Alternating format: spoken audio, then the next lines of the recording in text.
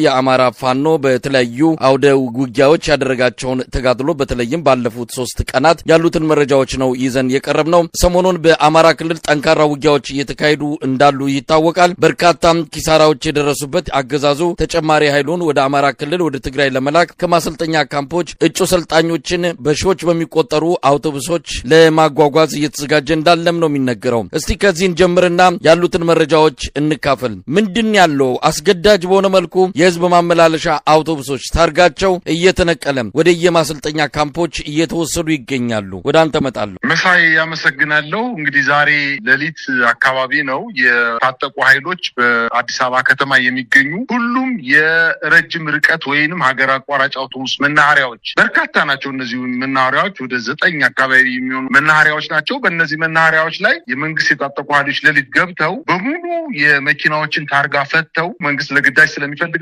የቆረጣችሁትን ቲኬትና ቀጠሮ የሰጣችሁን ተሳፋሪ ይዛችሁ ወደ የክፍለ ሀገሩ መሄድ አትችሉ በማለት ቁርጥ ያለ መልስ ሰጠዋቸዋል። ይሄ ቅድመ ቲኬት ለቆረጡ ሰዎች መረጃ አልሰጠናቸውም። ስለዚህ ተሳፋሪዎቹ አሁን ይመጡብናል፣ እኛ እሱ አይመለከተንም፣ በቃ ከመንግስት ከበላይ አካል የወረደ ትዕዛዝ ነው በማለት በርካታ ተሳፋሪ ቲኬት ቆርጦ በተለይ ላምበረት የሚገኘው መናኸሪያ በርካታ አውቶቡሶች የሚወጡበት አካባቢ ነው። ጎጃም በረንዳ የሚገኘው መናኸሪያ ምናልባትም በመቶዎች የሚቆጠሩ አውቶቡሶች በእያንዳንዱ መናኸሪያ ጣቢያዎች አሉ። ሊሳፈሩ የሄዱ ሰዎች በሌሊት 9 ሰዓት 10 ሰዓት ሂደው ተጉላልተው ነው የተመለሱት። ወዲያውኑ ካለ ታርጋ ሹፌሮችን ወደ ወታደራዊ ማሰልጠኛ ጣቢያዎች ሰራዊቶችን ወደ አማራ ምናልባትም ወደ ትግራይ ሌላም አካባቢ ሊሆን ይችላል መኪኖቹ ከ4 ሰዓት በኋላ ተጠርንፈው ወደ ተለያዩ ወታደራዊ ማሰልጠኛ ጣቢያዎች እንደተጓጓዙ ነው መረጃዎችን ለመከታተልና ለማየት የቻልኩትኝ። በርካታ ተሳፋሪዎች ከፍተኛ ችግር ደርሶባቸው እንግልት ደርሶባቸው ወደ ቤታቸው ተመልሰዋል። በቀጥታ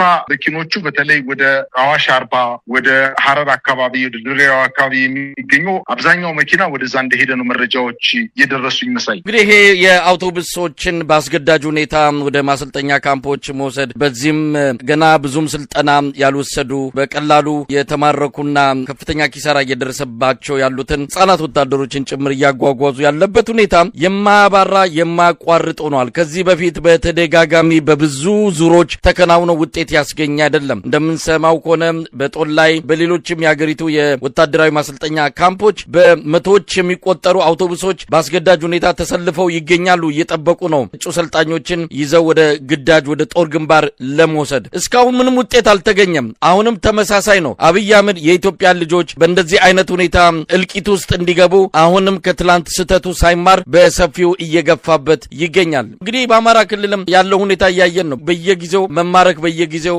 መደምሰስ እድል ጣፋንታ ሆኗል የአብይ አህመድ ሰራዊት ጉዳይ። አሁን እነዚህ በአስገዳጅ ሁኔታ የሄዱት የአውቶቡስ አሽከርካሪዎችም ባለንብረቶችም ከፍተኛ ኪሳራ እየደረሰባቸው ይገኛሉ። አንዳንዱ ክፍያም አልተፈጸመላቸውም። መኪኖቻቸው ተበላሽተው ለጥገና እንኳን በማይሆኑበት ደረጃ ከጥቅም ውጭ ወጥተው አብዛኞቹ አውቶቡስ ባለንብረቶች በዚህ የተነሳ ለከፍተኛ የሆነ የጤንነት ችግር መዳረጋቸውን አንዳንዱ ራሱንም ያጠፋ እንዳለ ነው በቅርበት የምንሰማው። በብድርም ገንዘብም አጠራቅመው ጥሪታቸውን በዚህ አውቶቡስ ትራንስፖርት ላይ የተሰማሩ ባለሀብቶች በአሁን ሰዓት ምንም አይነት ስራ እየሰሩ አይደለም። አንድ አውቶቡስ ሄዶ ምናልባትም ከ2 እና 3 ወራት በኋላ ቆይቶ ሲመጣ ከፍተኛ የሆነ ብልሽት እየገጠመው ችግር ላይ እንደወደቁ ነው የሚነገረው። ኪሳራው በየአቅጣጫ ነው። ወታደሩ እየሄደበት ይሞታል፣ ባለ ሀብቱም እንደዚሁ በኪሳራ የተዳረገበት ሁኔታ ነው ያለው። ይህ ሁሉ ለአብይ አህመድ ስልጣን ወንበር ማስጠበቂያ መሆኑ ነው ኪሳራውን የበለጠ ጥልቅና ከባድ የሚያደርገው።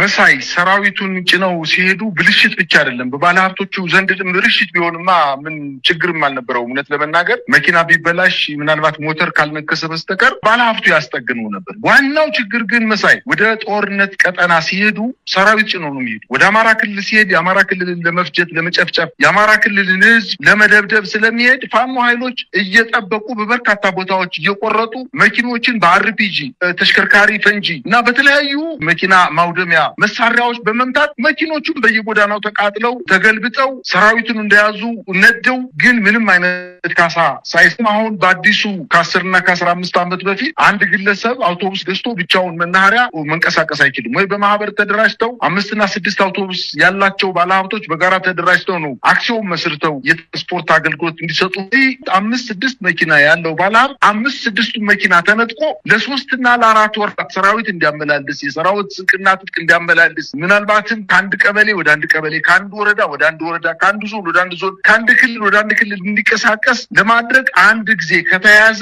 ምናልባትም 6 እና 7 ወር ተመልሶ ያን መኪና ማያገኝበት ሁኔታ ላይ ስለሚያጣው በስጋት ቆይቶ በኋላ ደግሞ መኪኖቹ ተቃጥለዋል። ምናልባትም ታርጋቸው ተቀይሮ ቻንሲያቸው ተቀይሮ የመከላከያ ሰራዊት አመራሮች መኪኖችን ለሌላ ባለሀብት ሽጠዋቸውን ቢሆን ስለሚችል እየከሰሩ ነው፣ ባዶ እጃቸውን እየቀሩ ነው። እንግዲህ የደሃ ልጅ ደግሞ ሳይፈልግ ሳይወድ በየሰፈሩና በየመንደሩ የታጠቁ ኃይሎች ባፈና በጠራራ ፀሐይ ባፈና አዲስ አበባ ከተማ ሳይቀር ወጣቶችን የቀን ሰራተኞችን ግንበኞችን እያፈኑ ወስደው ማሰልጠኛ ለ2 እና ለ3 ወራት ስልጠና ከወሰደ በኋላ አሁንም እንግዲህ ወደማይቋረጥ ወደ ሞት ባህር ውስጥ ለመክተት ጭነው እየወሰዷቸው ነው። የፋኖ ኃይሎች ደግሞ ሲመጡላቸው እንግዲህ አስታጥቄ ላከልን፣ መሳሪያ አስታጥቆ አሰልጥኖ ላከልን። የኛ የሆኑ ሰዎች ትግሉን የሚያምኑ ሰዎች መጣው ይቀላቀላል። ወታደራዊ ስልጠና ወስደዋል፣ መሳሪያ ይዘዋል፣ መጣው ይቀላቀሉናል። እኛን ለመግደል የመጡ ሰዎች ደግሞ ማርከን አቁስለን የታጠቁትን መሳሪያ እየቀማል ጉልበት ሆነውናልና እልል ብለን ነው የምንቀበላቸው በማለት በርካታ ጊዜ እየተመቱ አሁን እንደገና መልሶ ማሰልጠኛ ጣቢያ ያስገባ ማቋረጫ የሌለው ስልጠና ማቋረጫ የሌለው ጦርነት እንደው የጊዜ ገደል የሌለው መከራና ችግር ይሄ ብልጽግና የሚባል ፓርቲ በሀገራችን ላይ እየፈጠረ ነው። ነገር ግን አንድም ጠብ ያለ ነገር የለም። ከቀን ቀን ቦታቸው በህዝብ ዘንድ ያላቸው ተቀባይነት በቃ ክንትፍ ተብሎ የተተፋ ስርዓት መሆኑን በአዲስ አበባ በአማራ ክልልም በኦሮሚያም ክልል እየተመለከት ነውና የፈለገውን ያክል ሰራዊት አሰማርቶ የፈለገውን ያክል ስንቅና ትጥቅ ወታደራዊ ቁሳቁስ ተሸክሞ ወደ ውጊያ ቢገባ ዓላማ የሌለው ጦርነት እያካሄደ ስለሆነ የትም የሚደርስ አይደለም። አሁን ይባስ ብሎ ከአማራ ክልል በተጨማሪ በዛሬው ዕለትና በትናንትናው ዕለት በሰቆጣ አካባቢ በአበርገሌ በሚባለው ወረዳ አካባቢ የትግራይ ኃይሎች እዛ አካባቢ የነበረውን ጥምር ኃይል መጥተው ወረዳ ተቆጣጥረዋል። በቆቦ አካባቢ አሁንም በተደጋጋሚ ጊዜ ከመከላከያ ኃይሉ ጋር እየተጋጩ ነው። ምናልባት ያንን ኃይል ለመመከት ወይም ወደ አማራ ክልል ስጓ አምጥቶ ከ5 ዓመት በፊት እንዳደረገው አይነት ጦርነት ለመፈጸምና የአማራ ክልል ተጨማሪ